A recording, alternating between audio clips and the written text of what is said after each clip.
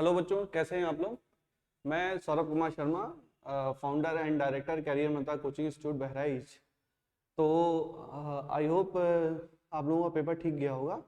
देखिए, पेपर का पैटर्न ऐसा रहा है कि जो फिजिक्स का पार्ट है, बायोलॉजी का पार्ट है, वो तो कंपेरेटिवली इजी आया है। बट जो केमिस्ट्री का पार्ट है, तो कुछ बच्चों को केमिस्ट्री में थोड़ी सी प्रॉब्लम हुई है। और फिजिक्स तो बहुत कंपेरेटिवली काफ़ी इजी आया हुआ है। ठीक है, तो मैं जैसे फिजिक्स टीचर भी हूँ और मैं अपने बैच में पढ़ाता भी हूँ। लगभग मैंने काफ़ी बच्चों को पढ़ाया है जो मेरे इंस्टीट्यूट में पढ़ रहे हैं मुझसे।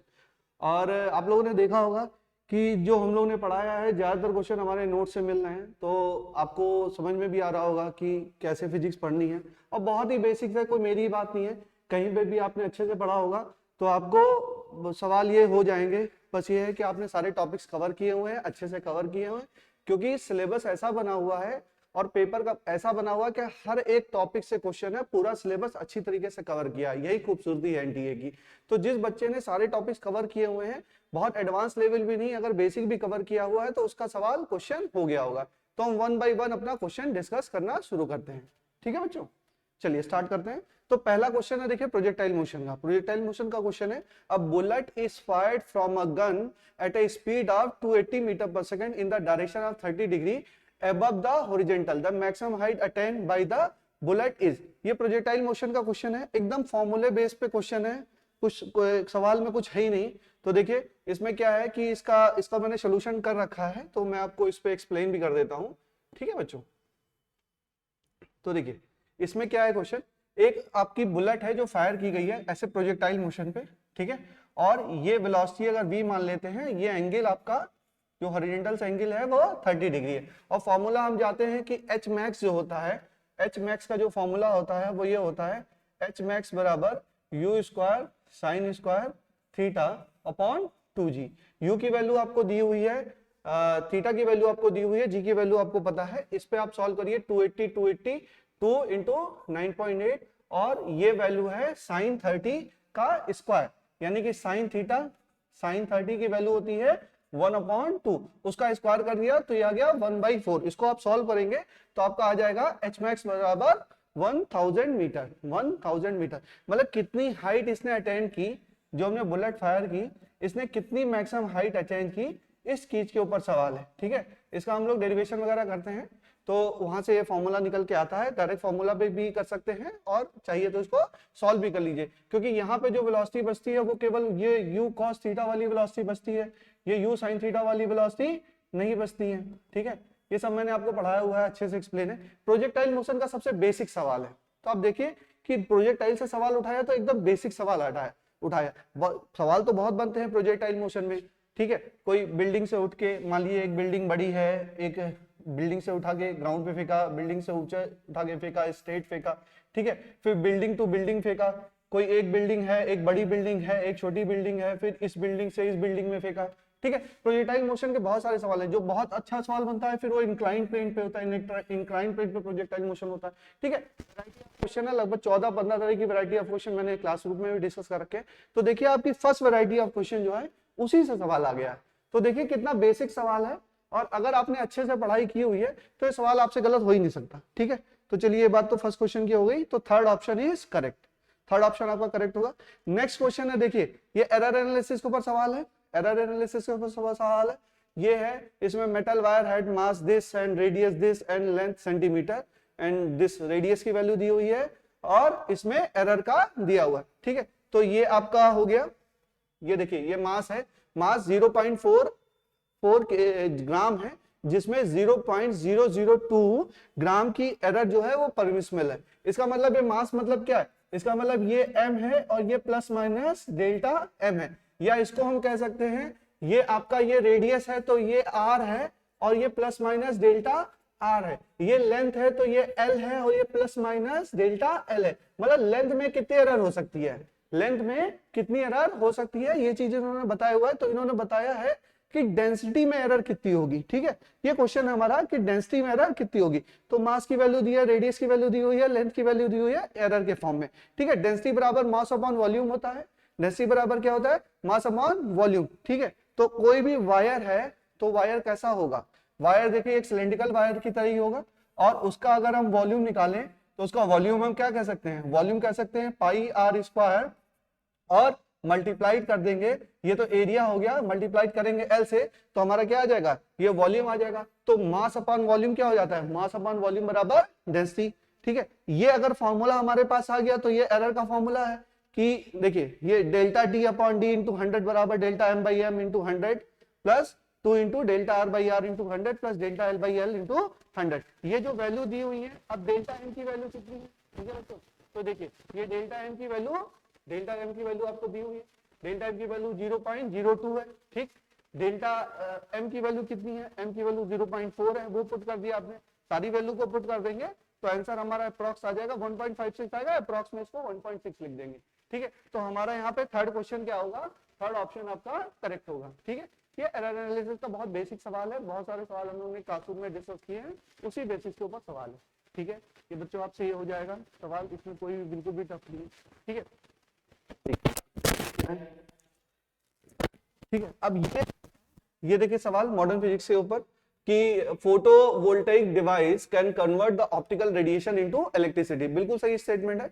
जो फोटोवोल्टेइक डिवाइस होते हैं वो क्या करते हैं, फोटोवोल्टेइक है ना, यानी कि फोटॉन्स को वो कन्वर्ट कर रहे हैं किसमें, इलेक्ट्रिसिटी में। तो फोटॉन्स मतलब क्या, ऑप्टिकल रेडिएशन, उसको कन्वर्ट कर रहे हैं किसमें, इलेक्ट्रिसिटी में। बिल्कुल सही है स्टेटमेंट है। ठीक है, अब Zener diode is design to operate under the reverse bias condition in the breakdown region. आप सबको पता है कि जो जीनर डायोड होता है वो ब्रेकडाउन रीजन में काम करता है। ठीक है, और अंडर रिवर्स बायस कंडीशन में वो वर्क करता है। ये स्टेटमेंट भी आपका सही है। अच्छा देखो, जो स्टेटमेंट आता है असर्शन रीजन टाइप का सवाल लग रहा है हमको है, लेकिन असर्शन रीजन नहीं है, ये स्टेटमेंट क्वेश्चन है। कैसा क्वेश्चन है ये, स्टेटमेंट क्वेश्चन है। इसमें दो स्टेटमेंट दिए हैं, आप कंफ्यूज मत होइएगा कि वो असर्शन रीजन वाला सवाल है। असर्शन रीजन का सवाल नहीं है, स्टेटमेंट का सवाल है। एक स्टेटमेंट दो स्टेटमेंट, दोनों करेक्ट है, दोनों गलत है, एक सही है एक गलत है, दूसरा सही है दूसरा पहला गलत है, इस टाइप के सवाल है। यहाँ पे स्टेटमेंट ये है कि दोनों क्वेश्चन, दोनों स्टेटमेंट क्या है आपके सही है, तो फर्स्ट ऑप्शन आपका करेक्ट होगा, फर्स्ट ऑप्शन आपका करेक्ट होगा। तो ठीक है, बहुत इजी सवाल है, कुछ नहीं है सवाल में। अच्छा अब देखिए फिर, magnetic energy stored in an inductor of inductance 4 micro Henry carrying a current of 2 ampere. अब बताइए कोई सवाल है क्या, कोई सवाल नहीं है, बिल्कुल बेसिक सवाल है। U बराबर हाफ LI स्क्वायर, U बराबर मैग्नेटिक एनर्जी स्टोर्ड, U बराबर हाफ LI स्क्वायर, L दिया है I दिया है, इसकी वैल्यू निकाल दीजिए। मैग्नेटिक एनर्जी U बराबर हाफ LI स्क्वायर, दोनों की वैल्यू दी हुई है, आपको सवाल निकाल लेना है। इसमें 8 माइक्रोजूल आंसर आएगा। ठीक है, कुछ नहीं है सवाल में, कुछ नहीं है। अगर आपको फॉर्मूला पता है तो आप सवाल लगा ले जाएंगे, कुछ नहीं है, बिल्कुल बेसिक फॉर्मूले पे बेसिस है। देखिए आप कितना इजी आया हुआ है सवाल। ठीक है, अब देखिए ये सवाल आ गया। नेक्स्ट हमारे पास आ गया E dot ds over a surface, E dot ds over a surface is 0। ये दिया हुआ है 0। ये होता क्या है, E डॉट ds क्या होता है, आप सब लोगों ने पढ़ा है कि ये होता है फ्लक्स। क्या होता है ये, फ्लक्स। और फ्लक्स का मतलब होता है जितनी नंबर ऑफ लाइंस आ रही हैं उतनी ही नंबर ऑफ लाइंस जा रही हैं, अंदर किसी क्लोज सरफेस के नंबर ऑफ लाइंस स्टोर नहीं हो रही है। तो number of flux line entering a surface must be equal to the number of flux line leaving it. जितनी नंबर ऑफ फ्लक्स लाइंस अंदर आ रही हैं उतनी ही नंबर ऑफ फ्लक्स लाइंस बाहर जा रही हैं। देखिए मैं समझा देता हूं आपको। इसमें देखिए होता क्या है कि मान लीजिए कि जैसे कोई क्लोज सरफेस है और अगर इससे लाइंस हमारी पास हो रही हैं, ऐसी मैग्नेटिक फील्ड मान लीजिए लाइंस हमारी पास हो रही है, तो जितनी लाइंस यहाँ पर इंटर हो रही हैं उतनी ही इस पे क्या हो रही है, बाहर हो रही है। तो नेट इसमें फ्लक्स क्या हो जाएगा, 0 हो जाएगा। फ्लक्स होता क्या है, फ्लक्स होता है number of lines, number of lines. तो जितनी नंबर ऑफ लाइंस आई उतनी ही नंबर ऑफ लाइंस चली गई। तो क्या कुछ फ्लक्स अंदर रुका, बिल्कुल नहीं रुका, क्योंकि जितनी फ्लक्स होता है नंबर ऑफ लाइन। तो जब जितनी नंबर ऑफ लाइंस आई उतनी ही नंबर ऑफ लाइंस बाहर भी चली गई, तो हम कह सकते हैं कि इसका फ्लक्स क्या होगा, 0 होगा। तो यहां पर फ्लक्स 0 है, इसका मतलब है अपोजिट में सोचिए, तो इसका मतलब है लंबा। ठीक है बच्चों, तो देखते हैं ये 22 नंबर का क्वेश्चन है। इसको हम लोग देखते हैं कि एक फुटबॉल प्लेयर है जो साउथवर्ड मूव कर रहा है, फुटबॉल प्लेयर है जो साउथवर्ड की दिशा में मूव कर रहा है और सडनली टर्न कर जाता है ईस्ट की तरफ। तो आप सबको पता है यहाँ पर ये नॉर्थ है, ये साउथ है, इधर ईस्ट और ये वेस्ट। ठीक है, तो साउथवर्ड जा रहा था और जाते जाते अचानक से मुड़ गया वो ईस्ट की तरफ। साउथवर्ड जा रहा था और मान लीजिए जैसे कोई प्लेयर है, a football player is moving southward and suddenly turned eastwards with the same speed to avoid an opponent। मतलब जा रहा था इधर और यहाँ पर कोई अपोनेंट आ गया, सामने से कोई दूसरा खिलाड़ी आ गया, उसको अवॉइड करने के लिए सडनली टर्न कर गया। मतलब साउथ में जा रहा था और डायरेक्टली क्या कर गया, ये टर्न कर गया ईस्ट की दिशा में, किसकी दिशा में, ईस्ट की दिशा में, और ये वेलोसिटी, ये सेम वेलोसिटी है, अगर ये वेलोसिटी v तो ये भी वेलोसिटी v, इस दिशा में क्या कर गया, मूव कर गया, ठीक है। अच्छा आपको पता है जरा अगर कोऑर्डिनेट सिस्टम हम देखें तो यहाँ पर ये इधर आई कैप और इस दिशा में क्या होता है माइनस आई कैप, इधर आपका जे कैप और इधर क्या होता है माइनस जे कैप। तो अगर हम देखें कि चेंज इन वेलोसिटी या चेंज इन मोमेंटम क्या हुआ, अगर हम देखें कि change in momentum, change in momentum क्या होगा, तो जो फाइनल मोमेंटम है तो वो होगा मास इनटू वेलोसिटी mv और दिशा होगी इसकी i cap minus final velocity minus initial momentum. Initial momentum कितना है mv है और इसकी दिशा कितनी है माइनस जे कैप की दिशा है, तो इसको हम कह सकते हैं mv आई कैप प्लस mv जे कैप, mv आई कैप प्लस mv जे कैप। अब देखिए इसका मतलब क्या है, देखो यहां पर हो गया आपका m, मतलब ये जो फाइनल मोमेंटम है, फाइनल मोमेंटम क्या हुआ, अगर आप इसको लिखिए तो होगा mv आई कैप और यहां पर क्या होगा mv जे कैप। तो इस फाइनल मोमेंटम की जो दिशा होगी वो किधर होगी, कुछ इस दिशा में होगी और इसी दिशा में क्या होगा, इसी दिशा में आपका फोर्स लगेगा, चेंज ऑफ मोमेंटम। जो चेंज हो रहा है, बात थोड़ा मैं समझाता हूं दूसरी तरीके से, ये हो गया नॉर्थ, इधर हो गया साउथ, ये हो गया ईस्ट, ये हो गया वेस्ट। दोबारा से समझ लीजिए बच्चों, एक्चुअल में क्या है, फुटबॉल प्लेयर है, फुटबॉल प्लेयर साउथ की तरफ जा रहा है, साउथवर्ड जा रहा है, सडनली टर्न करता है ईस्ट की तरफ। तो टर्न कैसे करता है, टर्न कौन सा फोर्स उसको टर्न कराता है या टर्न कराने में हेल्प करता है, तो वो फोर्स होता है फ्रिक्शन फोर्स। क्या होता है, फ्रिक्शन फोर्स। और कोई फोर्स होता है, कोई भी फोर्स है तो वो चेंज इन मोमेंटम के प्रोपोर्शनल होता है, force is proportional to change in momentum. Change in momentum हम यहाँ पे निकाल लेते हैं, तो चेंज इन मोमेंटम हमने निकाला तो पहले इसका क्या था, ये इनिशियल मोमेंटम है, ये इसका फाइनल मोमेंटम है, फाइनल माइनस इनिशियल करेंगे तो हमारा ये आ जाएगा मोमेंटम। इसको वेक्टोरिकली आप लोग ड्रॉ कर लीजिए, वेक्टोरिकली ड्रॉ करें तो ये आपका नेट मोमेंटम की दिशा है। कौन सी दिशा है, नेट मोमेंटम की दिशा है। तो जो फोर्स की दिशा वही होगी जो आपके नेट मोमेंटम की दिशा होगी। इसीलिए जो है यहां पर बोला है कि फोर्स जो एक्ट करेगा प्लेयर पे, वो टर्न करते हुए किस पे एक्ट करेगा, तो हम बोलेंगे नॉर्थ ईस्ट की दिशा में ये एक्ट करेगा। ये नॉर्थ, ये ईस्ट, तो ये नॉर्थ ईस्ट की दिशा में फोर्स इस पर एक्ट करेगा। ठीक है बच्चों, क्लियर है। ये सवाल थोड़ा देखो अच्छा सवाल था, समझने वाला थोड़ा सवाल था, टफ ये भी नहीं था। चलिए नेक्स्ट सवाल डिस्कस करते हैं हम लोग। ठीक है, अब फुल वेव रेक्टिफायर है, ठीक है, फुल वेव रेक्टिफायर सर्किट है, थ्योरी का सवाल है, फुल वेव रेक्टिफायर सर्किट है, ठीक है। और फुल वेव रेक्टिफायर सर्किट में मैं बोल रहा हूं, फुल वेव रेक्टिफायर सर्किट में बोला जा रहा है कि फुल वेव रेक्टिफायर सर्किट ऐसे बनता है, ठीक है, कुछ ऐसे बनता था। हमारे यहाँ पे होता था, डायोड्स लगा रहता था, फिर यहाँ पर होता था, फिर ये रेसिस्टर लगा रहता था यहाँ पर, फिर यहाँ पे क्या होता था, डायोड लगा रहता था, कुछ ऐसे ही बनता था। यहाँ पे हम इनपुट सिग्नल देते थे, यहाँ पे इस जगह पर हमारा आरएल सर्किट होता था, ठीक है, प्लस माइनस कुछ। यहाँ पे हमारा क्या आता था, आउटपुट सर्किट आता था, हमारा यहाँ पे आउटपुट सर्किट आता था, ये D1 होता था, यहाँ पे D2 होता था, ठीक है। ये full wave rectifier circuit consist of 2 PN junction diode, a centre trap transformer, capacitor and load resistance, which of this component remove the AC ripple from the rectifier output. तो इसका आंसर है सी, ठीक है। जो कैपेसिटर होता है वो क्या करता है, कैपेसिटर होता है, और जो क्या होता है कि लोड रेसिस्टर होता है, LC सर्किट है, L और C सर्किट होता है, ऐसे बनाते हैं LC सर्किट, ठीक है। एक्चुअली में जो इससे आउटपुट यहाँ पर आता है ना बच्चों, जो आउटपुट आता है उसके अंदर बहुत सारे वोल्टेज के फ्लक्चुएशन रहते हैं, तो वोल्टेज के फ्लक्चुएशन रहते हैं उसको मिनिमाइज करने के लिए एक LC सर्किट से निकालते हैं, और LT सर्किट से जब उसको पास करते हैं उसके फ्लक्चुएशन कम हो जाते हैं, तो उसको बोलते हैं फिल्टर। क्या बोलते हैं उसको, फिल्टर। और फिल्टर किससे बना होता है, तो उसमें हम कह सकते हैं कि फिल्टर में क्या होता है, कैपेसिटर, AC रिपल जो होते हैं वो किससे रिमूव होते हैं, तो फिल्टर से, इससे कैपेसिटर से रिमूव होते हैं। किससे रिमूव होते हैं, कैपेसिटर से रिमूव होते हैं। थ्योरी का सवाल है, कर सकते हैं आप लोग, कोई बहुत बड़ा सवाल नहीं है, कराया हुआ सवाल है, ठीक है। अब आ गया आपका potential energy. Potential energy of a long string when stretched by 2 centimeter is U. If the string is stretched by 8 centimetre. ठीक है, तो हमको पता है पोटेंशियल एनर्जी बराबर प्रोपोर्शनल के हाफ के एक्स स्क्वायर होता है, तो किसके प्रोपोर्शनल है, एक्स स्क्वायर के प्रोपोर्शन है। तो यहाँ से u2 बाई u1 बराबर h2 बाई x1, तो बाद में एक्सटेंशन कितना है 8, पहले एक्सटेंशन कितना था 2, इसका स्क्वायर कर दिया तो कितना आ जाएगा, देखिए यहाँ पे कितना आ गया 16, u2 बाई x2, यहाँ पर 8 रखा 2 रखा, यहाँ पे 4 आया, 4 का स्क्वायर हुआ तो 16 आया, u2 बराबर 16 u1, और u1 की वैल्यू कितनी है, u1 की वैल्यू दे रखी है, u1 की वैल्यू u दे रखी है, तो आपने ये आंसर क्या हो जाएगा 16u, क्या आंसर हो जाएगा this one 16u, this will be your answer. ठीक है, कोई बड़ा सवाल नहीं है, ठीक है, कर सकते हैं आप लोग, आराम से कर सकते हैं। ठीक है, फिर देखो बेटा, हाँ ये सवाल इलेक्ट्रोमैग्नेटिज्म का सवाल है, ये भी बेसिक सवाल है, कुछ नहीं दिया इसमें। In a plane electromagnetic wave traveling in a free space, the electric field component oscillating sinusoidally at a frequency of 2.0 into 10 to the power 10 hertz and an amplitude of 48 volt meter minus 1, ये क्या दे रखा है बच्चों, ये E naught की value दे रखी है। ठीक है, then the amplitude of oscillating magnetic field, आपको C पता है, C बराबर एक फॉर्मूला होता है इलेक्ट्रोमैग्नेटिक, जब मैंने स्टार्ट किया था शुरुआत में ही बताया था, एक फॉर्मूला है C बराबर E naught by B not.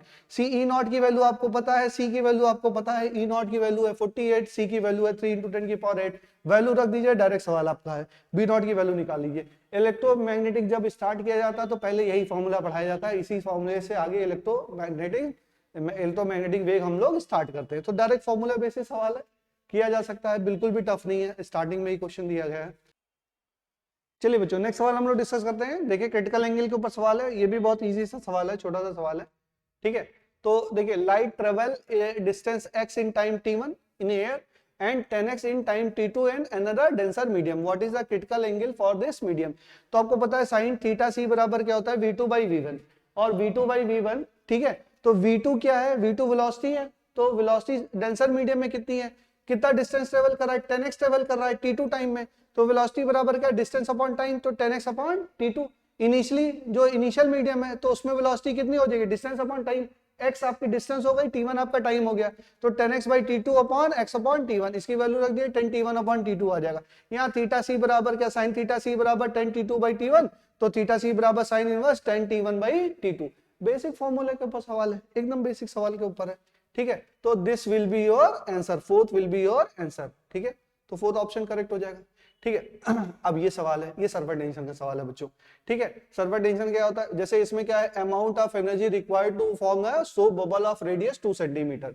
ठीक है, soap solution is nearly surface tension of the soap solution दे रखा है, तो एक फॉर्मूला होता है बेटा, वर्क डन बराबर surface tension into increase in surface area. Initially क्या है, सोप बबल का एरिया क्या है, 0 है, और फाइनल एरिया क्या है आपका, final area 4 pi R square है, कुछ भाई उसका रेडियस बन जाएगा तो क्या हो जाएगा 4 पाई आर स्क्वायर है, तो जो वर्क डन होगा वो आपका क्या होगा, वर्क डन आपका ये सरफेस टेंशन है multiplied by increase in soap area. ठीक है, इनिशियल सरफेस एरिया 0 है, फाइनल सरफेस एरिया कितना है। अच्छा ये भी जानते हैं आप, जैसे सोप है तो सोप की 2 सरफेस है, एक आउटर सरफेस है, एक इनर सरफेस है, तो उसकी 2 सरफेस हो गई ना, तो उसका क्या हो जाएगा, फाइनल सरफेस टेंशन कितना हो जाएगा 2 इंटू 4 पाई आर स्क्वायर, ये आपका क्या हो जाएगा, सरफेस एरिया हो जाएगा। तो work done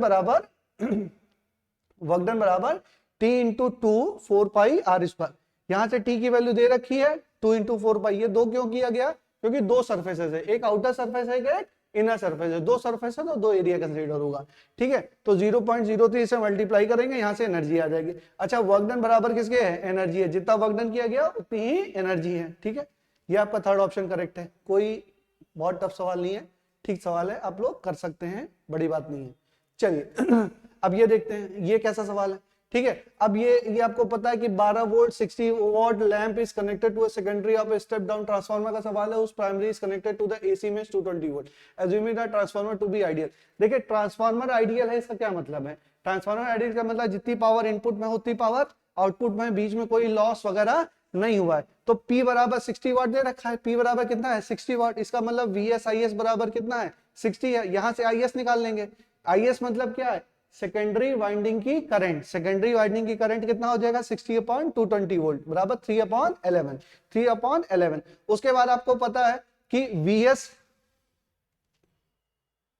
VP by VS बराबर IP by IS, VP by VS बराबर IP बाई IS, ये VS बाई VP बराबर IP बाई IS, ये फॉर्मूला आपको पता है, क्योंकि क्यों पता है, मतलब समझिए एक्चुअल में क्या है कि जो आपकी प्राइमरी वाइंडिंग है, जो प्राइमरी वाइंडिंग है, प्राइमरी वाइंडिंग, ठीक, उसमें जो पावर है, मतलब P प्राइमरी बराबर P सेकेंडरी, P प्राइमरी क्या होगा, VP IP बराबर VS IS, ठीक है।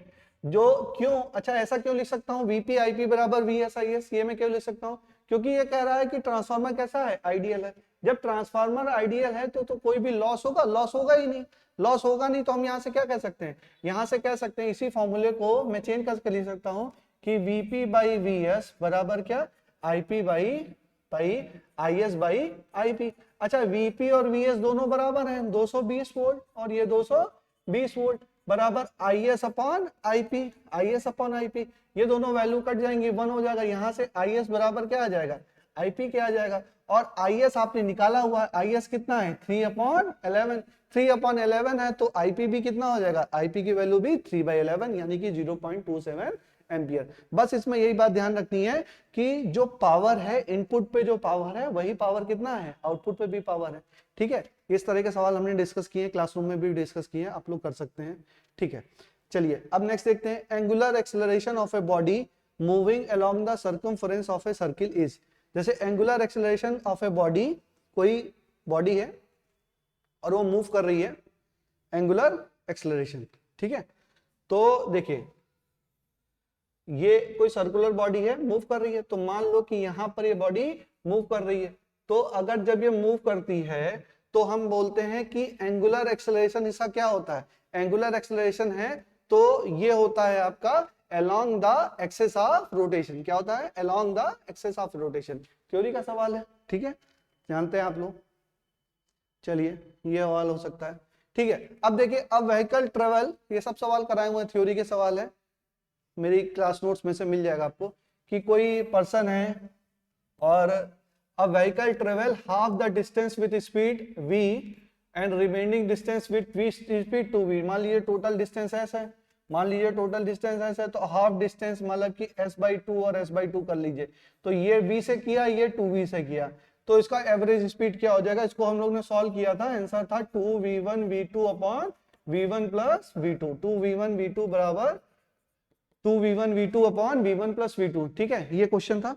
तो v1 की वैल्यू कितनी है v, v2 की वैल्यू है 2v, इन दो को इसमें रखिए, फॉर्मूले में रखिए, सवाल लगा दिए। नहीं आता है तो भी कर सकते हैं, यहाँ से s/2 है, यहाँ से t1 निकाल लीजिए, यहाँ से आप क्या निकाल लीजिए, t2 निकाल लीजिए, t1 t2 आ गया।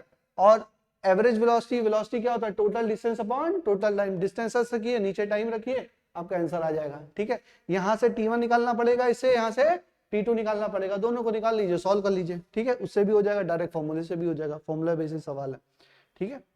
चलिए ये हम लोग ने देख लिया। अच्छा, अब the error in the measurement, अब ये क्वेश्चन है, बहुत बच्चे कुछ गलत कर, कोई इंस्ट्रूमेंटल कर दिया, कोई कुछ कर दिया, ऐसा नहीं है बच्चों। देखो, error in the measurement which arise due to unpredictable fluctuation in temperature and voltage supply, unpredictable fluctuation in temperature and voltage supply. तो कुछ बच्चों ने इंस्ट्रूमेंटल एरर कर दिया है, कुछ बच्चों ने इसमें इंस्ट्रूमेंटल एरर कर दिया, जो कि करना रॉन्ग है। देखो, फ्लक्चुएशन वोल्टेज का और टेम्परेचर का फ्लक्चुएशन आपके हाथ में नहीं है, इंस्ट्रूमेंट के हाथ में भी नहीं है ना, इंस्ट्रूमेंट के हाथ में नहीं है। इंस्ट्रूमेंट रखा हुआ है, मान लीजिए आपके घर पे रखा हुआ है, आप उससे कुछ मेजरमेंट कर रहे हैं, अचानक से बरसात होने लगी, मौसम ठंडा हो गया, ठीक है, तो टेम्परेचर क्या हो गया, डाउन हो गया। टेम्परेचर डाउन हुआ तो टेम्परेचर में फ्लक्चुएशन हुआ, तो फ्लक्चुएशन हुआ, क्या इंस्ट्रूमेंट ने कोई गलती की, ये बताइए, इंस्ट्रूमेंट ने कोई गलती की? इंस्ट्रूमेंट तो बेचारा अपने पास चुपचाप बैठा हुआ था, ठीक है, उससे आप मेजरमेंट लेने जा रहे थे, अचानक ही मौसम में ठंडी हो गई। ऐसा होता है ना, जून वून में भी बरसात वरसात हो जाती है, मौसम क्या हो जाता है, डाउन, मतलब टेम्परेचर वगैरह क्या हो जाता है, डाउन हो जाता है। तो क्या उसमें इंस्ट्रूमेंट की कोई गलती है? इंस्ट्रूमेंट की कोई गलती नहीं है। तो ये सारी एरर कैसी है, रैंडम एरर है, कभी भी आ सकती है, रैंडम एरर है भाई, पता ही नहीं है, टेम्परेचर डाउन हो गया, पता ही नहीं हमको, ठीक है, फ्लक्चुएशन हो गया। अच्छा, वोल्टेज सप्लाई भी बहुत बार फ्लक्चुएट कर जाती है। ये बताइए, आपके घर में मान लो तुम कर रहे हो, सप्लाई कर रहे हो, ठीक है, तुमने टीवी चला रखी है, ठीक, टीवी चला रखी है, अचानक से कोई फॉल्ट हो गया, ठीक है, ट्रांसफार्मर दब जाता है, ये बहुत सारी प्रॉब्लम्स होती हैं, अनवांटेड फ्लक्चुएशन होने लगते हैं। बहुत बार ऐसा आप लोगों ने सुना होगा कि वोल्टेज ज्यादा आ गया, टीवी उड़ गई ना, ऐसा होता। तो क्या वो हमारे हाथ में है क्या? वो हमारे हाथ में नहीं, क्या इंस्ट्रूमेंट के हाथ में? इंस्ट्रूमेंट के हाथ में भी नहीं है भाई। टीवी की क्या गलती थी? बाहर का वोल्टेज क्या आ गया, ज्यादा आ गया, तो क्या कर सकता है, तो वहां से एरर क्या है, ये सारी एरर कैसी हैं, जो वोल्टेज की या टेम्परेचर की क्या है, ये सारी रैंडम एरर है, इंस्ट्रूमेंट एरर लगाना गलत है, personal error least count error तो होगा ही नहीं, तो ऑप्शन 4 विल बी करेक्ट। ठीक है, चलिए नेक्स्ट हम लोग चलते हैं। अच्छा, रेडियस ऑफ जायरेशन, ठीक है, ये अच्छा सवाल है और ये गलत सवाल भी है, बोनस मार्क्स मिलने हैं आप सबको, मिलने हैं, परेशान मत होइए, जो बच्चा कोई भी सवाल सही करके नहीं आया उसको भी इसका फुल मार्क्स मिलेगा। ठीक है, ये बोनस सवाल है, देखिए गलती हो जाती है लोगों से, एनटीएस ने भी गलती कर दी, तो देखिए क्या है इसमें, इसमें क्या है, रेडियस ऑफ जायरेशन। अच्छा, आपको ये फॉर्मूला मैंने पढ़ा रखा है, the radius of gyration of A solid sphere was m and radius r about its own axis and radius of gyration of a thin hollow sphere of same mass and radius is about its axis। ठीक है, तो आपको पता है moment of inertia I क्या होता है, I बराबर 2.5 mr स्क्वायर होता है, यहाँ से m k1 स्क्वायर, ये k1 क्या होगी, radius of gyration of solid sphere. ठीक है, यहाँ से k1 की वैल्यू निकाल लोगे √2/5 आएगा, ये फॉर्मूला याद होना चाहिए बच्चों, करा रखा है मैंने, एक मैंने शॉर्ट ट्रिक भी बताई थी आपको याद करने के लिए, आपको याद हो तो मैंने शॉर्ट ट्रिक भी पढ़ाई थी। ठीक है, जो मेरे क्लासरूम स्टूडेंट रहे हैं उनको पता है कि ये सारे मैंने याद कराया था, कोन का, होलो का, सॉलिड का, इसका उसका फलाना ढमाका सब कराया था, solid sphere, hollow sphere, solid cylinder, hollow cylinder, solid cone, hollow cone, पता नहीं कितने सारे करा रखे थे, और सबका याद करने का एक मैंने शॉर्टकट फॉर्मूला भी बताया था आपको, तो अगर ये याद है तो आपको हो जाएगा। अच्छा, ये तो बहुत सारा हमने यूज किया था, बहुत बार यूज किया था, ये तो याद ही होना चाहिए, याद होगा भी, आई होलो बराबर 2/3 mr स्क्वायर, इसको m k2, तो k2 क्या हो जाएगा आपका, होलो का रेडियस ऑफ जायरेशन, यहाँ से ये वैल्यू आ जाएगी, k1/k2 करेंगे तो √3/5, this will be your answer, ये आंसर होना चाहिए √3/5, और यहाँ पर ऐसा कोई ऑप्शन दिया नहीं है, तो एक्चुअल में क्या है, रेडियस ऑफ जायरेशन के स्क्वायर का है, या तो √, होना चाहिए, अगर वो स्क्वायर होता तो ये ऑप्शन करेक्ट हो जाता है, लेकिन यहाँ पे कोई भी ऑप्शन करेक्ट नहीं है, तो बोनस मार्क्स आपको मिलेगा, this will be your exact answer. ठीक है, समझ में आया आप सबको, चलिए आप नेक्स्ट देखते हैं। अच्छा, ये सवाल ये भी देखिए, कोई सवाल है क्या बताइए।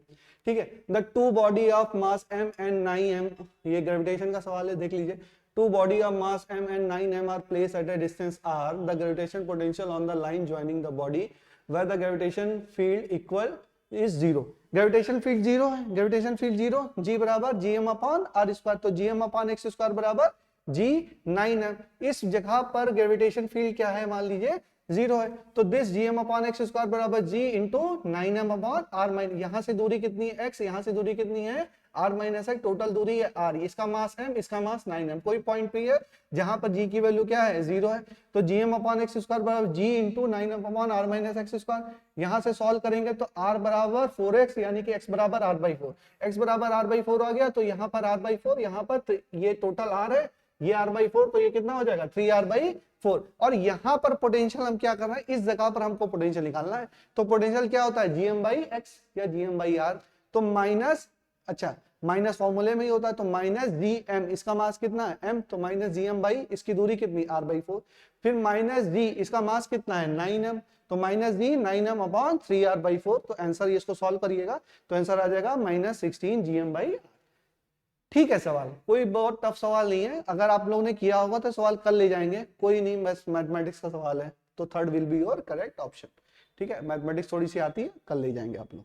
अब ये बताइए, ये भी कोई सवाल है, equivalent capacitance of a system shown in the following circuit, capacitor के कितने सवाल हम लोगों ने किए, बड़े बड़े सवाल किए, charging capacitor, discharging of capacitor, transient of capacitor, transient analysis कर दी, आरएलसी, सीएलसी सब निकाल डाला, लेकिन अब क्या है, अब देखिए सवाल कैसा आया, छोटा सा सवाल, प्यारा सा सवाल, क्या है इसमें, 3 और 3 किस में है, पैरेलल में, 3 3 पैरेलल में कितना हो गया 6, ठीक है, और 6 और 3 किस में है, सीरीज में, तो 6 गुणे 3 अपॉन 3 प्लस 6 कितना हो गया 2, तो 2 विल बी योर आंसर। 3 और 3 पैरेलल में है तो कितना हो गया 6, फिर 6 और 3 किस में हो जाएंगे, सीरीज में हो जाएंगे, तो 6 और 3 सीरीज में हो जाएंगे, तो आंसर हो जाएगा आपका 2। ठीक है, तो आप ये ऑप्शन है, एकदम छोटा सा सवाल। चलिए अब ये बताइए, ये भी सवाल है, साउंड का सवाल है, देखिए, the ratio of frequency of fundamental harmonics produced by an open pipe that to a closed pipe having the same, basic सवाल बच्चों, पहले स्टार्टिंग से ही सवाल है, तो f0 बराबर v/2l, मतलब ओपन पाइप की फ्रीक्वेंसी कितनी होती है, v/2l होती है, ठीक है, क्लोज की कितनी होती है, v/4l होती है, दोनों को डिवाइड कर दीजिए, 2:1 आ जाएगा, 2 will be your answer, second option हो जाएगा आपका करेक्ट हो जाएगा। ठीक, अब आइए नेक्स्ट आइए, calculate the maximum acceleration of a moving car so that a body lying on the floor of the car remain stationary, the coefficient of static friction between the body and the floor is 0.5। तो देखो Fs बराबर क्या होता है म्यूस into N, Fs बराबर कितना होता है म्यूस इंटू एन, एन बराबर क्या होता है mg, यहाँ से म्यूस mg, यहाँ से mm कैंसिल, तो a बराबर क्या म्यूस इंटू g, म्यूस की वैल्यू दी है, g की वैल्यू दी है, आप निकाल लीजिए, आंसर आ गया आपके कितना 1.5 मीटर पर सेकेंड स्क्वायर। ठीक है, ये भी बेसिक सा सवाल है, एकदम काइनेमेटिक्स का बिल्कुल बेसिक सवाल है। ठीक है, आप लोग कर सकते हैं। चलिए इस सवाल पे आते हैं हम लोग, इस सवाल पे एक्सटी ग्राफ दिया, अच्छा देखने में लग रहा है कि बहुत टफ सवाल है, कुछ नहीं है, कुछ नहीं है, कर लोगे आप लोग, आपको अगर आता है ना तो आप कर ले जाओगे, कोई बड़ा सवाल नहीं है, कुछ नहीं है बेटा। देखो x बराबर क्या आपको पता है, ये कैसा कर्व है, ये साइन वाला कर्व है, कैसा कर्व है, जीरो से स्टार्ट हो रहा है, कैसा कर्व है साइन, तो x बराबर a sin omega t, SHM का सवाल है। ठीक है, दिया हुआ है एसएचएम में, तो मान लिया कि इक्वेशन x बराबर a sin ओमेगा t, यहाँ से dx/dt निकाला a omega cos omega t, sine का cos हो गया, ओमेगा आ गया। ठीक, इसको दोबारा से डिफरेंशिएट किया तो d2x स्क्वायर अपॉन dt2, तो यहाँ पे cos का क्या हो जाएगा माइनस साइन, तो minus a omega square sin omega t, value रख दो, खत्म हो गया सवाल। अच्छा इसका पूरा सर्किल दिया हुआ है, इसका पूरा सर्किल दिया हुआ है ना, सर्किल दिया हुआ, तो क्या हम कर सकते हैं, देखो बच्चों क्या कर सकते हैं कि यहाँ पर ये सर्किल दिया, इसका मतलब टाइम पीरियड दिया है, तो इसका टाइम पीरियड कितना 8, ओमेगा बराबर 2 पाई अपॉन कैपिटल टी, तो 2 पाई अपॉन 8 इसका स्क्वायर, यहाँ पर भी 2 pi upon capital T into 2 क्यों, क्योंकि पार्टिकल निकालना है, टी बराबर क्या है 2 पर निकालना है। ठीक है, यहाँ से एक्सेलरेशन आ गया 2 पाई स्क्वायर, इसको सॉल्व करिए sine pi by 2, sine pi by 2 की वैल्यू कितनी होती है 1 होती है, तो answer will be this, answer आपका दिस हो गया माइनस पाई स्क्वायर अपॉन 60, तो this fourth will be your option. ठीक है, सवाल बिल्कुल इजी है बच्चों, आप देखोगे मॉड्यूल में सवालों में कहीं ना कहीं आपको मिलेगा सवाल। ठीक है, अब आगे आपका एसी का सवाल आ गया, ये L की वैल्यू दी है, C की वैल्यू दी है, R की वैल्यू दी हुई है, नेट इंपेडेंस निकाला है, नेट इंपेडेंस Z बराबर क्या होता है under root R square bracket plus bracket में एक्सएल माइनस एक्सी का होल स्क्वायर, उससे आप निकाल लीजिए। L की वैल्यू C दी है, C की वैल्यू दी, R की वैल्यू दी है, एक्सएल बराबर होता है ओमेगा L, ओमेगा बराबर होता है 2 पाई f। ठीक है, 2 पाई f फ्रीक्वेंसी कौन सी रखेंगे, ये वाली फ्रीक्वेंसी रख देंगे, L की वैल्यू रख देंगे, यहाँ से एक्सएल निकाल लेंगे, एक्सएल आपका 5 ओम आ जाएगा। XC बराबर होता है 1 upon omega C, 1 upon omega C बराबर 1 अपॉन 2 पाई FC, इसकी वैल्यू पुट कर देंगे, यहाँ से 10 ओम आ जाएगा। अच्छा XC बराबर 10, XL बराबर 5, ठीक है, R बराबर नहीं रखा है 10, तो Z बराबर क्या under root R square X L minus X C, इसको सॉल्व कर लीजिए, आपका आ जाएगा 5√5, तो third option is correct, 5√5 third option will be correct. बहुत सारे सवाल करा रखे बच्चों एसी में, एसी में इतना ज्यादा सवाल करा रखा था कि आप कोई भी सवाल टफ से टफ सवाल आता तो आप लोग कर लेते, तो बेसिक सवाल आ गया।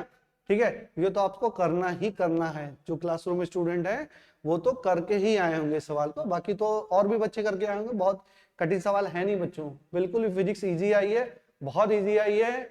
अगर आप जिस भी कोचिंग में जहां भी पढ़ते होंगे, अगर आपने क्वेश्चन समेटा, एक खूबसूरती है पेपर की, खूबसूरती ये है कि हर एक टॉपिक कवर हुआ है, खूबसूरती यही है पेपर की कि कोई भी टॉपिक छोड़ा नहीं है। ईएमटी छोड़ देते हैं बच्चे, क्या छोड़ो क्या पढ़ना है, ईएमटी का भी एक सवाल आ गया, एक्सरे से सवाल आ गया, एटम से आ गया, न्यूक्लियाई से आ गया, मतलब मॉडर्न फिजिक्स से आ गया, कोई भी टॉपिक ऐसा नहीं है जो छूटा हो। तो यही है, यही तो खूबसूरती नीट की, वेल टॉपिक ज्यादा अंदर डेप्थ में घुस के नहीं आया, लेकिन कवर सब हुआ है, कवर सारा हुआ है। तो आपको सारा सिलेबस कवर करना है बच्चों, और कवर करके लेके जाना है एग्जामिनेशन सेंटर पर, यही तो खूबसूरती है, यही तो टफनेस है, यही तो सीखना है हमको। तो अच्छे से सीखेंगे, अच्छे से करेंगे, अच्छे से पढ़ेंगे। चलिए हम लोग आगे चलते हैं, हम लोग टाइम वेस्ट नहीं करते हैं। ठीक है, electrical dipole is place and the centre this. ठीक है, इलेक्ट्रिकल डाइपोल, इलेक्ट्रिक पोटेंशियल निकालना है पॉइंट पी पर, इस पॉइंट पर क्या निकालना है, पोटेंशियल निकालना है। डायरेक्ट सवाल लगा सकते हैं, पोटेंशियल क्या होता है, KQ/R होता है। ठीक, तो यहां से देखिए ये डिस्टेंस कितनी है 3, ये 3 सेंटीमीटर, ये पॉइंट P है, ये टोटल यहाँ O पॉइंट से कितनी दूरी है, यहाँ पर 5 सेंटीमीटर, ये 3 हो गया, तो ये कितना हो जाएगा, ये 2 सेंटीमीटर हो जाएगा। देखो बच्चों ये कितना हो जाएगा, ये टोटल 5 है, तो ये डिस्टेंस कितनी हो जाएगी 2 सेंटीमीटर हो जाएगी। तो V बराबर क्या KQ/R, तो यहाँ से माइनस के, क्योंकि ये माइनस Q है तो माइनस KQ/8, क्योंकि ये 3 6 और 2 8, तो KQ/8, और यहाँ से ये वाला कितनी दूरी पर है, ये वाला 2 दूरी पे है, और ये पॉजिटिव है तो KQ/2। इसको आप सॉल्व कर लीजिए, आपका 3/8 KQ into K, तो first will be your right option, first will be your right option. ठीक है, कर सकते हैं आप लोग ये सवाल, बिल्कुल भी टफ सवाल नहीं है। अच्छा, अब ये सवाल आ गया, ठीक, अ वायर कैरिंग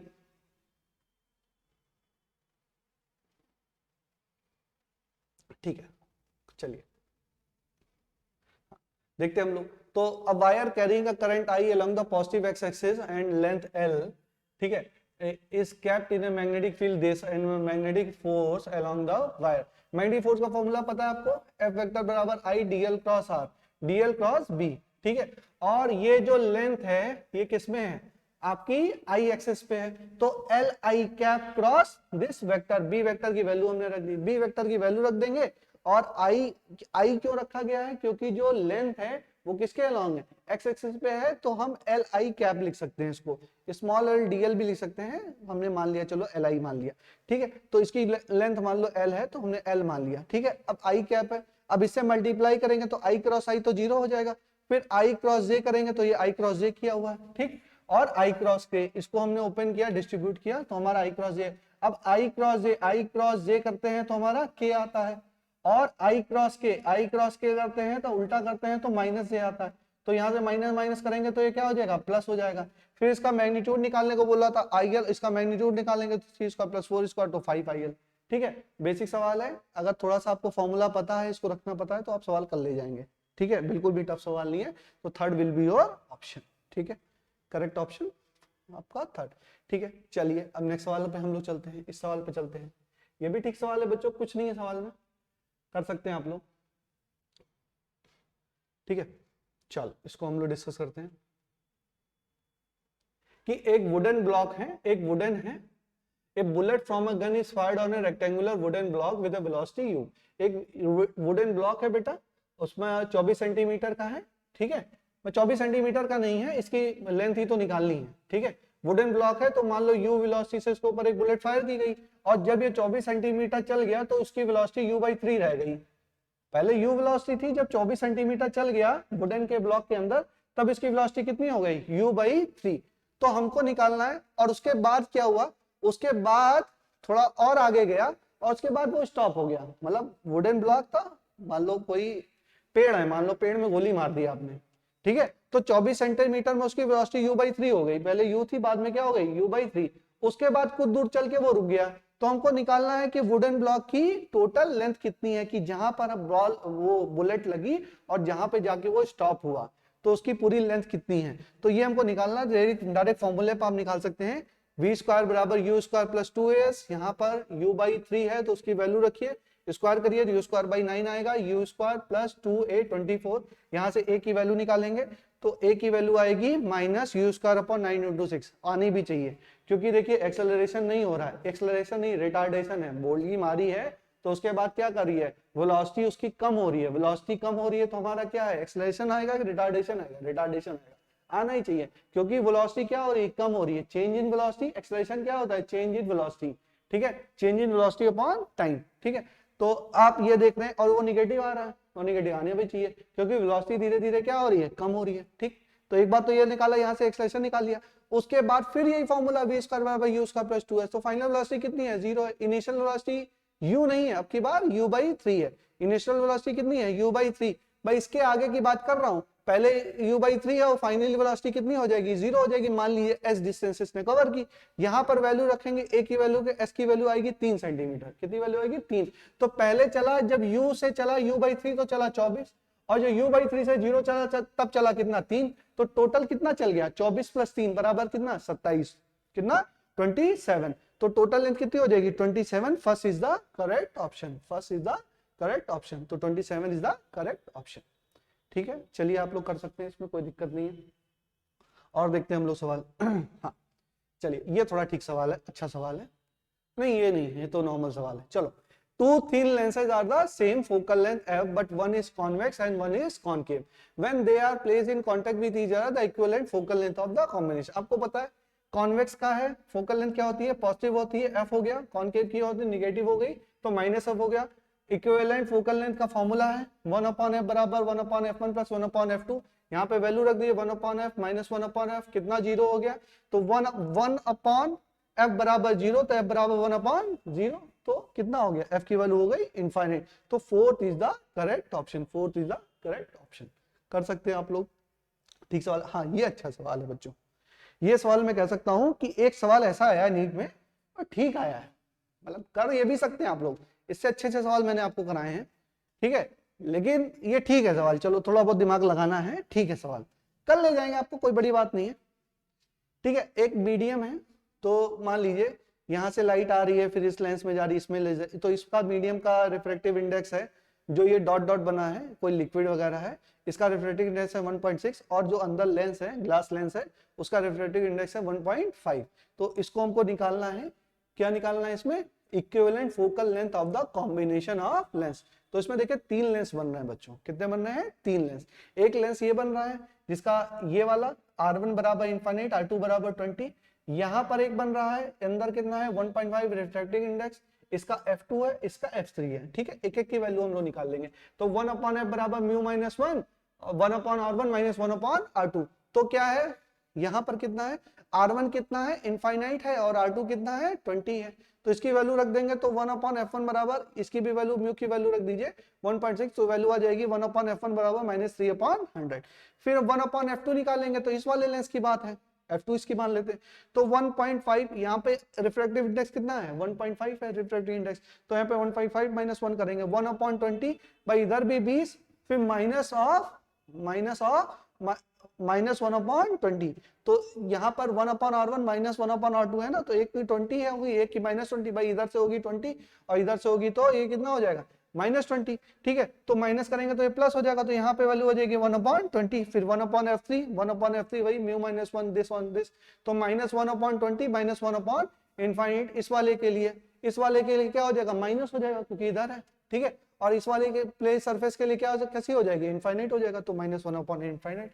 यहाँ पर 1/f3 की वैल्यू -3/100। फिर आप इक्विवेलेंट का फॉर्मूला लगा दिए, 1/f इक्विवेलेंट बराबर 1/f1 plus 1/f2 plus 1/f3। आप इसको वैल्यू निकाल लेंगे, एफ इक्विवेलेंट आ जाएगा -100 सेंटीमीटर, -100 सेंटीमीटर। सॉल्व कर सकते हैं आप लोग, ठीक है सवाल।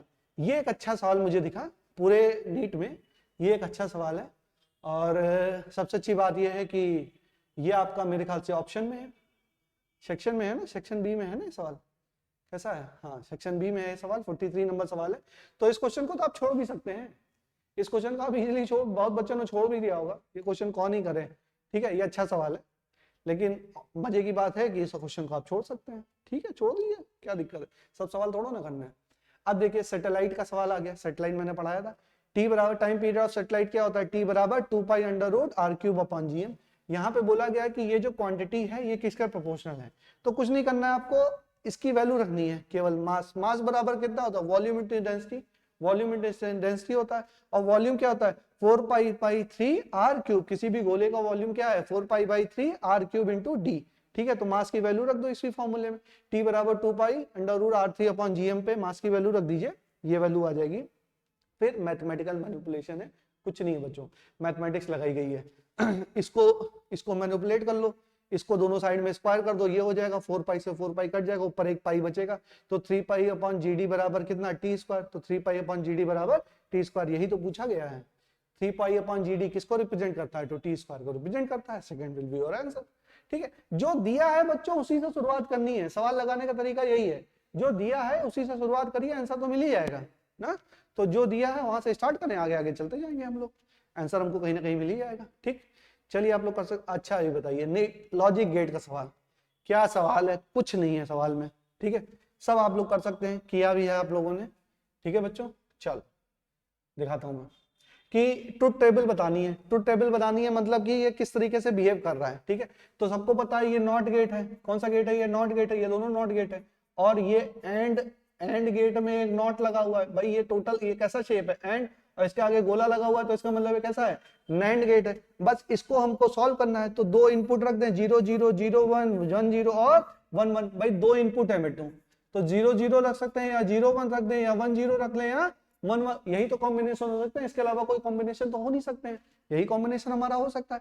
तो देखो बेटा, यहाँ पे 0 रखा, यहाँ पर 0 रखा, तो 0 0 रखा, तो यहाँ पर 1 1 आया, 0 यहाँ पर 0, तो 0 भाई नॉट गेट क्या करता है, 0 को 1 कर देता है, 1 को 0 कर देता है।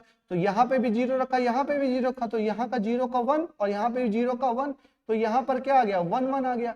अब ये एंड गेट क्या करता है, पहले तो नैंड है, ये क्या है नैंड, तो 1 1 को मल्टीप्लाई करेगा तो 1 हो जाएगा, फिर उसका उल्टा कर देगा। भाई नैंड है ना, पहले एंड करेगा फिर निगेटिव लगाए तो आगे उसको इन्वर्ट करेगा। तो 1 1 मल्टीप्लाई होके कितना हो गया 1, और एंड का मतलब क्या होता है, एंड का मतलब मल्टीप्लीकेशन होता है। एंड क्या करता है भाई, कोई अगर इनपुट आ रहा है एंड, तो एंड अगर है तो क्या कर देता है, ए इंटू बी कर देता है। तो 1 1 क्या हो गया 1, उसका इन्वर्ट करेंगे तो कितना आ जाएगा 0। तो यहाँ ऑप्शन देखो 0 0 था, तो इनिशियली हमने दिया 0 0, तो फाइनल आउटपुट कितना आ रहा है 0 आ रहा है। उसके बाद हमने कहा नहीं 0 और 1 लिखो, तो 0 यहाँ पे लिखा तो यहाँ पर 1 आ गया, यहाँ पर 1 किया तो यहाँ पर 0 आ गया, और 1 और 0, अब इसको इनपुट कितना मिल रहा है 1 और 0 मिल रहा है, तो 1 और 0 मल्टीप्लाई हुआ तो 0 हो गया, फिर उसका इन्वर्ट करेंगे तो कितना हो जाएगा 1 हो जाएगा, तो 1 विल बी ऑप्शन। ठीक है, 1 0 करेंगे तो फिर वही कहानी, यहाँ पर 1 यहाँ पर 0, तो यहाँ पर 0 हो जाएगा, यहाँ पर 1 हो जाएगा, मल्टीप्लीकेशन होगा तो 0 हो जाएगा, उसको इन्वर्ट करेंगे तो क्या हो जाएगा 1 हो जाएगा, उसको इन्वर्ट करेंगे तो 1, फिर 1 1 है, दोनों तरफ 1 है, यहाँ पर 1 यहाँ पर 1, तो क्या हो जाएगा ये 0 हो जाएगा, ये 0 हो जाएगा, मल्टीप्लाई होगा तो 0 हो जाएगा, फिर इसको इन्वर्ट करेंगे तो क्या आंसर हो जाएगा 1 हो जाएगा, तो 1 हो जाएगा। तो देख लो अब ऑप्शन कितना है 0 1 1 1 0 1 1 1, this is your answer, second will be your option. करा रखा है बच्चों, सवाल बहुत ही मतलब ठीक है, एनालिसिस का सवाल है, अगर आता है तो ही कर पाओगे, पढ़ रखा है आपने तो हो जाएगा सवाल, नहीं पढ़ रखा तो नहीं हो पाएगा, जान ही नहीं पाओगे ये कौन सा गेट है कौन सा गेट है कैसे फंक्शन करता है। ठीक है, चलिए हो गया सवाल। हाँ अब ये सवाल आ गया, अब एग्जैक्ट सवाल मैंने कराया हुआ। ठीक, देखिए, a very long conducting wire is bent in a semi circular shape from A to B as shown in figure, the magnetic field at point P for steady current configuration is. ठीक है, तो कोई wire है उसको इस तरीके से bend किया गया है, तो यहां पर मैग्नेटिक फील्ड निकालनी है। ठीक है, तो बच्चों इसको हम लोग थोड़े अच्छे से सॉल्व किया है, दिखाता हूं आपको।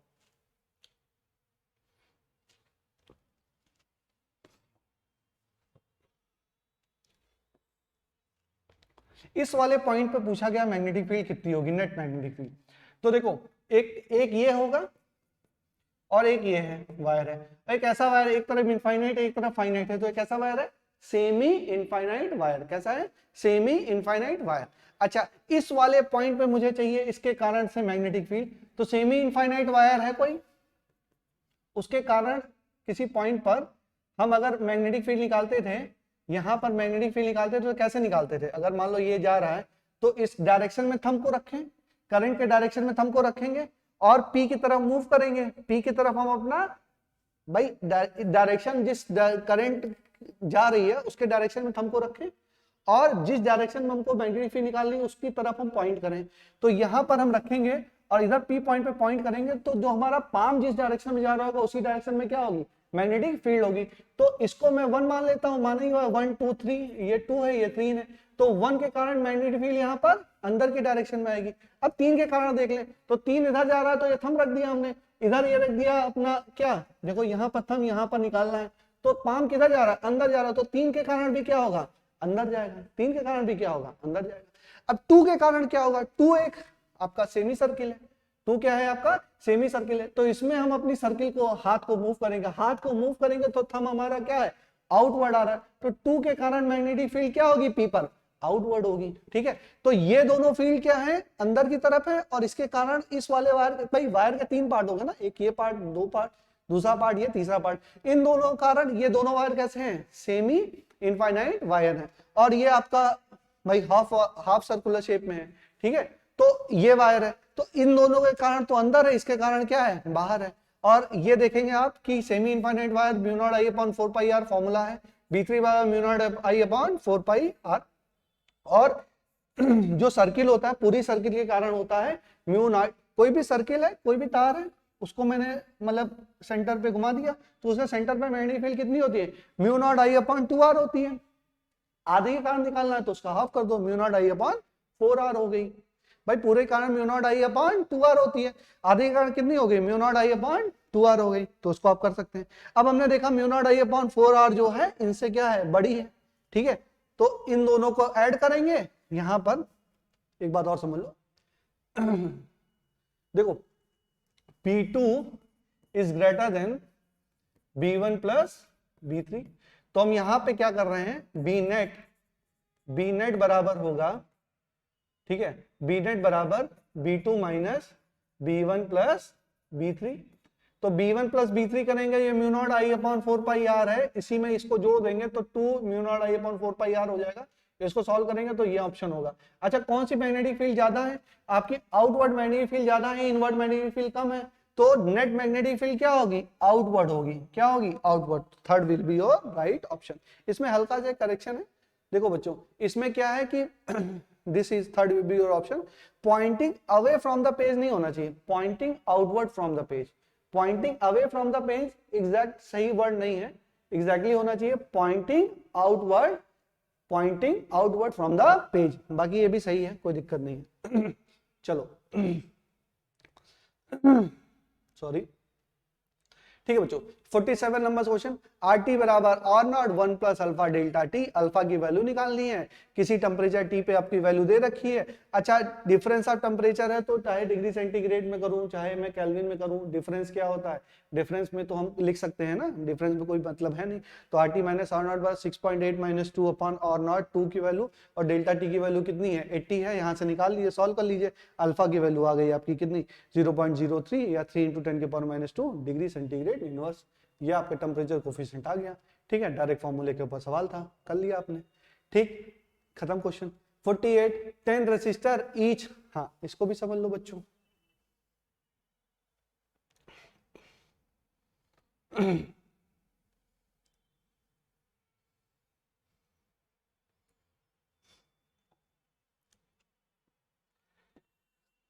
देखो 10 रेसिस्टर हैं, ये ऐसे आर आर आर ऐसे करते करते 10 रेसिस्टर हैं, कुछ ई यहाँ पे कुछ करंट फ्लो कर रही है, ठीक। तो ई बराबर होता है आई इंटू आर, ई बराबर आई आर, वी बराबर आई आर, ई बराबर आई आर। तो ई बराबर आई वन इंटू 10 आर, क्योंकि ये सारे किसमें कनेक्ट हैं, ये सारे आपके सीरीज में कनेक्ट हैं। अगर सारे सीरीज में करंट है तो इक्विवेलेंट कितना हो जाएगा, 10 आर हो जाएगा। तो आई वन इंटू 10 आर।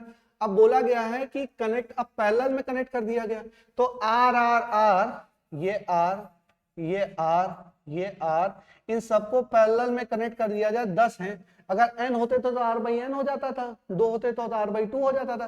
भाई आर आर अगर पैरेलल में होते थे, अगर ये r और r पैरेलल में, ये r ये r अगर पैरेलल में, तो आंसर क्या हो जाता है, r बाई 2। अगर ये r r r लगे हुए हैं कितने, 10 बार लगे हैं, तो आंसर कितना हो गया, r बाई 10, ठीक है। तो ये I2 इंटू आर बाई 10। अब वोल्टेज तो बेटा सेम है, वोल्टेज सप्लाई क्या है, सेम। तो this equation is equal to this equation, this equation is equal to this equation. तो यहां पर I1 बराबर 10R, इस इक्वेशन और इस इक्वेशन को कंपेयर कर लीजिए, और बताया गया है जो करंट है इसमें दिया हुआ है current is increase N times. जब पैरेलल में कनेक्ट करते हैं तो I2 जो है, I2 is equal to n time I1, I2 is equal to n time I1।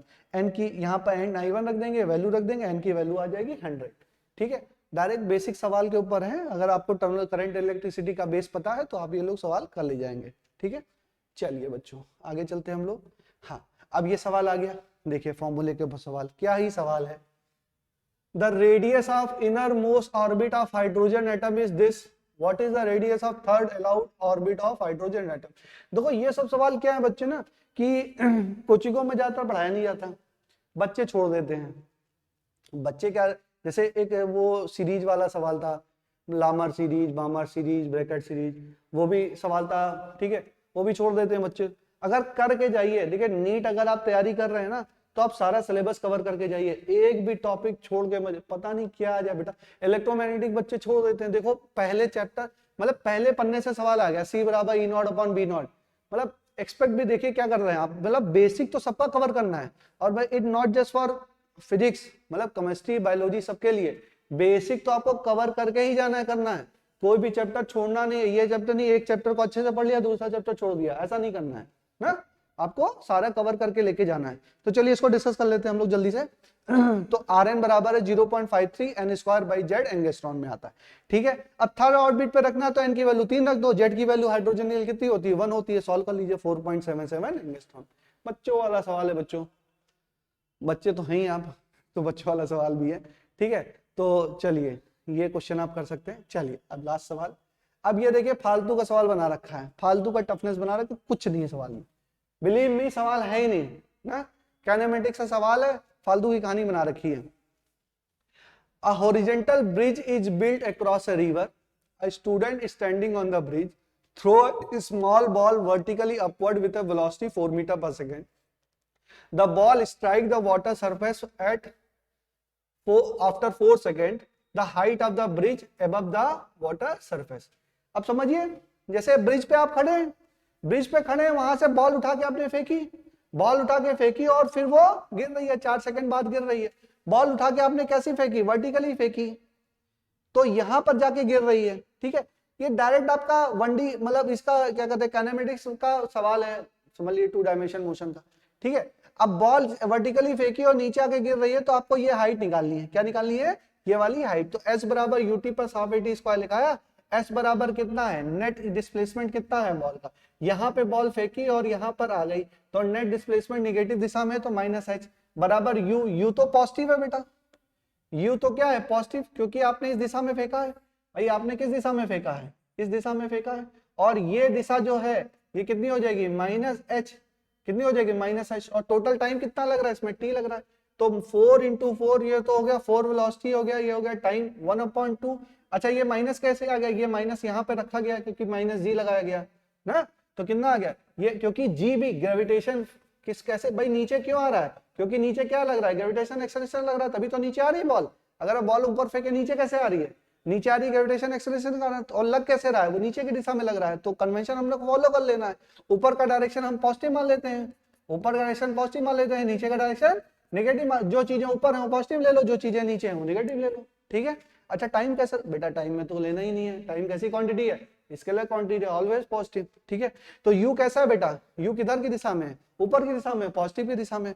H कैसे है, नीचे की दिशा में, जहां खड़े हैं उससे नीचे है ना, तो क्या होगा, नेगेटिव है। अच्छा एक्सेलरेशन बोलो किधर लग रहा है, नीचे लग रहा है, तो -G रख दो वैल्यू, यहां से सॉल्व करो तो कितना होगा, 16 - 5 16 पंचे 80, ठीक है, 80 - 16 करोगे तो 64, -H बराबर -64, H बराबर कितना 64, this will be your answer. तो बेटा इसी के साथ आप लोग का नीट का सवाल यहाँ पर खत्म होता है। और देखो आप लोग ने सवाल किया बेटा, 1 या 2 सवाल छोड़ दीजिए, तो सारे सवाल वो तो ऑप्शन में भी थे, ये वाला सवाल जो लेंस वाला था ना, ये तो ऑप्शन में भी था। इसके अलावा वो जो नॉर्थ और ईस्ट में मूव कर रहे हैं, वो मैं मान सकता हूँ थोड़ा ठीक सवाल था, ठीक है, कि उसको थोड़ा सा करना बनता है कि अगर आपको नहीं हुआ, वरना तो आप सारा सवाल कर सकते हैं। और मतलब ये बहुत वो है कि फिजिक्स का पेपर इजी था, तो कटाव हो सकता है कि थोड़ा बढ़ भी जाए, तो उसमें घबराने वाली बात नहीं है, जैसा होगा देखा जाएगा। बाकी अगर आप मेरे स्टूडेंट हैं तो कम से कम आपको ये बिलीव तो हो गया होगा कि जो सर ने पढ़ाया है सारी चीजें आई हैं, जो हमने इतना स्ट्रगल किया, जो हमने पढ़ाई की, जो मेहनत की, जो लेबर किया, 10-10 घंटे 8-8 घंटे जो हमने क्लासेस की, ठंडी में, जाड़े में, बरसात में हम लोगों ने साथ में मिलके वर्क किया, काम किया, ठीक है। तो एटलीस्ट आज मुझे बहुत खुशी है कि हम लोगों जो मेहनत की तो उसका रिजल्ट हमको दिख रहा है ना। कुछ बच्चों से सवाल नहीं भी होंगे, लेकिन कम से कम ये तो नहीं कह सकता बच्चा कि सर आपने पढ़ाया नहीं, या पढ़ाया तो उससे आया नहीं, ठीक है। मैंने तो इतना ज्यादा पढ़ाया बेटा, 8-10 कॉपी आपकी भर गई, बहुत ज्यादा मैंने पढ़ाया आपको, और पढ़ाने के बाद देखिए चीजें कहाँ से आ रही हैं, आप देखिए तो बहुत बेसिक से आई हैं। अगर टफ भी आ जाता तो आप कल ले जाते। अगर मान लो जैसे 2 साल से फिजिक्स इजी आ रही है, पिछले साल भी इजी आई, इस साल भी इजी आई, हो सकता है अगले साल टफ आ जाए, टफ आ जाएगा तो भी कल ले जाओगे। बच्चों बहुत करा रखा है, बहुत ज्यादा प्रोजेक्टाइल मोशन कितना करा रखा है, चीजें कितनी डेप्थ में करा रखी हैं। ये तो बेस ऊपर से उठा के पूछ लिया है, 10 पन्ने कराए, शुरुआत के 2-4 पन्ने से पूछ लिया सवाल ना, बहुत बेसिक करा रखा है, बहुत डिटेल में आपको करा रखा है, ठीक है। तो ऐसी बातों के साथ जो भी है बच्चों, आपके लिए बहुत बहुत शुभकामनाएं। जिन बच्चों का अच्छा पेपर हो गया उनको बहुत बहुत शुभकामनाएं, ठीक है। जिनका थोड़ा सा गड़बड़ हो गया है या कुछ हो गया है बच्चों, तो आप लोग सबसे पहली बात तो मेरे पास पर्सनल काउंसलिंग के लिए आ सकते हैं at any time, at your comfort, जब भी आपके पास समय हो, चाहे मेरे बच्चे हैं या नहीं है, मुझसे पढ़ रहे हैं या नहीं पढ़ रहे हैं, open for all. Personal counselling के लिए आप लोग आ सकते हैं, सजेशन ले सकते हैं, मैं आपको बता दूंगा, ठीक है। बाकी जो मेरे बच्चे हैं, कैरियर मंत्रा के बच्चे हैं, वो मुझसे कभी भी मिल सकते हैं, फोन पे बात कर सकते हैं, इंस्टीट्यूट पे भी आ सकते हैं, आगे की क्या करियर प्लानिंग करनी है, कैसे तैयारी करनी है, अगर नीट की करनी है तो कैसे करनी है, या मान लो कुछ और भी करना है उसके बारे में भी समझना है, मुझसे समझना चाहते हैं, क्योंकि देखो बेटा, मैं तो 10-15 साल बाहर रहा हूँ, मुझे सारी चीजों का एक्सपीरियंस है, वेरियस 10-12 साल हो गया मुझे पढ़ाते भी हुए, ठीक है। तो वैरायटी फील्ड मतलब रहा भी हूँ, लखनऊ रहा हूँ, दिल्ली रहा हूँ, नोएडा रहा हूँ, और भी काफी जगह पे रहा हूँ, तो मुझे वैरायटी ऑफ एक्सपीरियंस है। तो आप मेरे एक्सपीरियंस का फायदा उठा सकते हैं, समझ सकते हैं कि क्या मैंने पढ़ाया, कैसे किया, कैसे कैसे लाइफ में आगे बढ़ना है। और कुछ भी हो जाए बच्चों, निराश तो नहीं होना है ना, कुछ ना कुछ तो करके दिखाना है, लाइफ है, लाइफ चलती रहेगी, और बिल्कुल भी परेशान नहीं होना है। और आगे की बातों के लिए, आगे की जिंदगी के लिए आपको बहुत बहुत ऑल द बेस्ट, और wish you a good luck. Thank you very much.